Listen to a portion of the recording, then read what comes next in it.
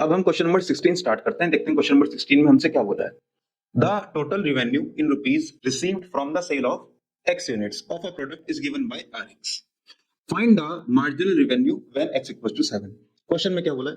Question में बोला यह है कि किसी कंपनी ने कुछ ना कुछ आइटम सेल करे और आइटम सेल करने पर उन्हें कुछ ना कुछ रेवेन्यू जनरेट हुआ। तो जितना आइटम उन्होंने सेल करे और जितना रेवेन्यू जनरेट हुआ, दोनों के बीच में एक रिलेशन दे रखा है rx। कितना दे रखा है? 13x² + 26x + 15, ये हमें दे रखा है। हमसे बोला है फाइंड द मार्जिनल रेवेन्यू, कि आप निकालो मार्जिनल रेवेन्यू, आप निकालो। मार्जिनल रेवेन्यू का मतलब क्या होता है? Change in revenue upon change in quantity. ये क्वांटिटी के हिसाब से रेवेन्यू में क्या क्या बदलाव आ रहा है उसे कहते हैं मार्जिनल रेवेन्यू। अच्छा, चेंज इन रेवेन्यू यानी dr, चेंज इन क्वांटिटी यानी dx, यानी क्वांटिटी के हिसाब से रेवेन्यू कैसे चेंज होगा उसे कहते हैं मार्जिनल रेवेन्यू। यानी मुझे करना पड़ेगा dr/dx, मुझे करना पड़ेगा। इतनी बात आपको समझ में आ गई होगी। करते हैं जरा। रेवेन्यू की वैल्यू हमें रखी है r = 13x² प्लस का 26x प्लस का 15।